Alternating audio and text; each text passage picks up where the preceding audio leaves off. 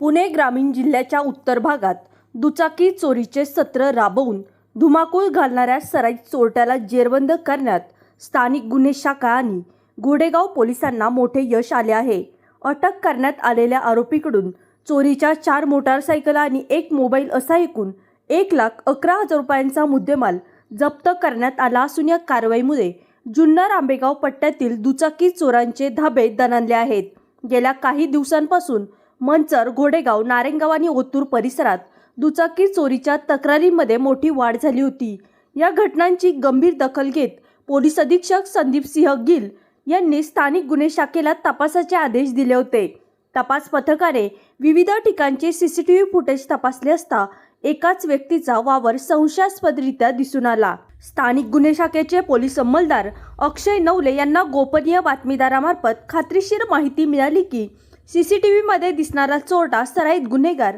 राहुल अशोक दाते वय वर्ष 25 राहणार मंचर हा आहे. तो चोरीच्या गाड्या विक्रीसाठी घोडेगाव येथील नारोडी फाटा येथे येणार असल्याचे समजताच पोलिसांनी सापळा लावून त्याला शिताफीने ताब्यात घेतले. आरोपीची कसून चौकशी केली असता त्याने घोडेगाव, मंचर, नारायणगाव आणि ओतूर पोलीस ठाण्यांच्या हद्दीतून दुचाकी चोरल्याची कबुली दिली. या कारवाईमुळे एकूण 5 गुन्हे उघडकीस आले आहे. पुढील तपासासाठी आरोपीला घोडेगाव पोलिसांच्या स्वाधीन करण्यात आले आहे. ही धडाकेबाज कारवाई पोलीस अधीक्षक संदीप सिंह गिल, अप्पर पोलीस अधीक्षक रमेश चोपडे आणि उपविभागीय पोलीस अधिकारी अमोल मांडवे यांच्या मार्गदर्शनाखाली पार पडली. यामध्ये स्थानिक गुन्हे शाखेचे पोलीस निरीक्षक प्रमोद क्षीरसागर, सह पोलीस निरीक्षक महादेव शेलार आणि त्यांच्या पथकासह घोडेगाव पोलीस स्टेशनचे सह पोलीस निरीक्षक Sagar Pawar, police sub inspector Mahesh Pawar, Amardeep Wanjari, Vitthal वाघ,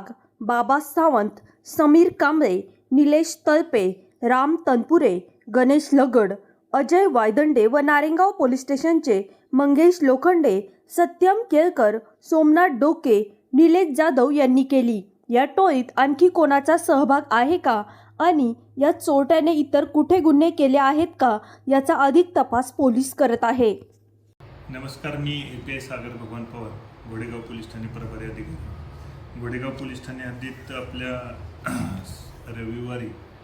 एक मोटरसायकल चोरी गेलेल्याचा गुन्हा दाखल झालेला होता. त्यामध्ये आपण गुन्हा रजिस्टर नंबर 62/2026 प्रमाणे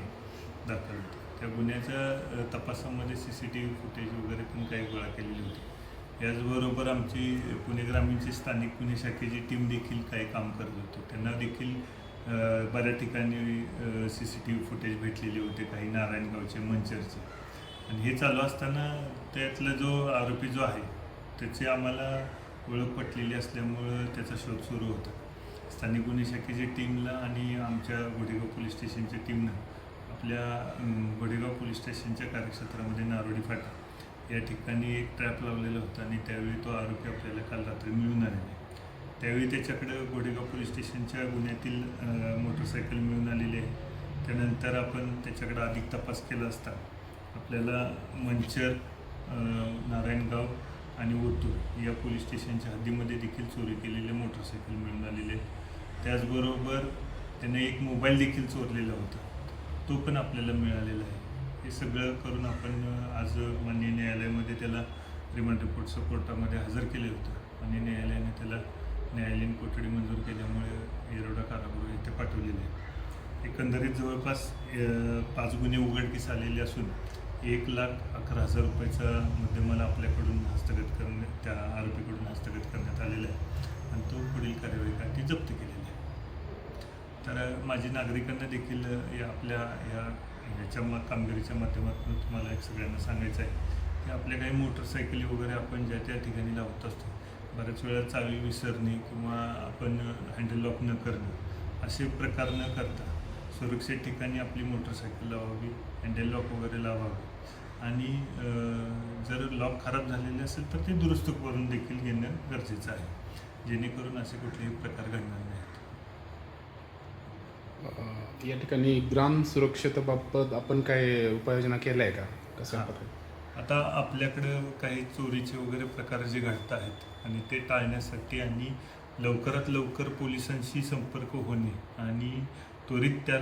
ज्या ठिकाणी पीडित जे असतील किंवा ज्यांच्या घरी काय असे चोरीचे वगैरे प्रकार घडत असतील तर त्या ठिकाणी लवकर आपण उपाययोजना आणि मदत कार्य पोचावं या दृष्टीनं आपण ग्राम सुरक्षा दलाचे काही आपले सदस्य आहेत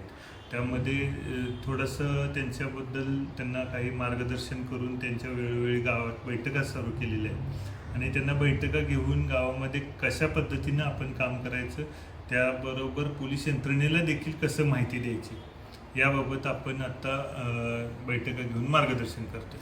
त्यासाठी जवळपास आपले जे जुने 750 ग्राम सुरक्षा दलाचे सदस्य आपले नोंदणीते आहेत तर त्यांचं पुन्हा एकदा पोलीस व्हेरिफिकेशन करून वगैरे त्यांना पुन्हा आपण त्यांच्याबाबत व्हेरिफिकेशन करून आपण त्यांना देखील ॲक्टिवेट करत आहोत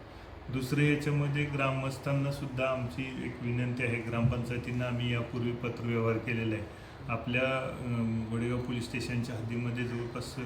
72 गावांचा समावेश आहे आणि बऱ्याच ठिकाणी दुर्गम भाग देखील आहे रस्ते देखील येण्या जाण्यासाठी मोठ्या प्रमाणात आहे आणि या मार्गावर आपल्याला CCTV कॅमेऱ्याची आवश्यकता आहे जेणेकरून गुन्हेगार आपल्याला लवकर कॅच होऊ शकतो आणि त्याचे येण्या जाण्याचे मार्ग देखील आपल्याला कळू शकतात यासाठी आम्ही ग्रामपंचायतींना देखील पत्रव्यवहार केलेला आहे जिल्हा परिषदेकडे केलेला आहे पंचायत समितीकडे केलेला आहे आणि त्याबाबत लवकरात लवकर उपाययोजना राबवून लवकरात लवकर CCTV यंत्रणा कार्यान्वित व्हावी ही देखील एक इच्छा आहे आपली कारण काही गावामध्ये एक ठराविक गावांमध्ये CCTV यंत्रणा बसवण्यात आलेली आहे ग्रामपंचायतीच्या वतीने त्यामध्ये सुद्धा आम्ही काही मार्गदर्शन केलेलं आहे की कोणत्या ठिकाणी कॅमेरे असावे किंवा काय आणि गावातील कोणत्याही तक्रारी असू दे किंवा कोणतेही गैरप्रकार असू दे किंवा गुन्हे असतील तर ते तक्रार न नोंद करता टाळाटाळ करणे ह्याच्यापेक्षा माझं म्हणणं आहे की नागरिकांनी येऊन पोलीस स्टेशनला त्याच्याबाबत तक्रार नोंदी करणे गरजेचं आहे जेणेकरून आपल्याला कायदेशीर मार्गाने कारवाई करता येईल भीमाशंकर मंदिर पुन्हा एकदा बंदचे आदेश काढण्यात आलेले आहे त्याबाबत तुम्ही नागरिकांना काय सूचना द्या आता भीमाशंकर मंदिर याचा जो विस्तार आहे तो खेड आणि आंबेगाव तालुक्यामध्ये विस्तारलेला आहे आणि त्याचबरोबर खेड आणि घोडेगाव पोलीस स्टेशनचं कार्यक्षेत्र त्यामध्ये समाविष्ट होते आता याच्यामध्ये असं आहे की विकास आराखड्याचं काम चालू आहे आणि आगामी कुंभमेळा आहे त्यामुळं प्रशासनाला लवकरात लवकर ते काम करून घ्यायचं आहे पूर्ण करून घ्यायचं आहे आणि पावसाळासुद्धा जवळ येतो आहे आणि त्यासाठी 9 जानेवारीपासून मंदिर बंद ठेवण्यात आलेलं आहे पण ते 3 महिन्यासाठी सुरुवातीला बंद ठेवलेलं होतं पण आता ते काम अजून पूर्ण झालेलं नाही आणि कुठलीही आपत्तीजनक परिस्थिती निर्माण होऊ नये किंवा त्या कामामध्ये अडथळे येऊ नये दुर्घटना घडू नये यासाठी जिल्हा प्रशासनानं माननीय जिल्हाधिकारी साहेबांच्या आदेशाप्रमाणे पुन्हा एकदा या मंदिराचा जो बंदचा कालावधी आहे तो वाढवण्यात आलेला आहे आणि तो 31 मे 2026पर्यंत करण्यात आलेला आहे माझी आपल्या सर्व या माध्यमातून सर्व भाविकांना नागरिकांना एक विनंती आहे की आपण या मंदिर बंद कालावधीमध्ये दर्शन बंद कालावधीमध्ये आपण या ठिकाणी दर्शनाकरता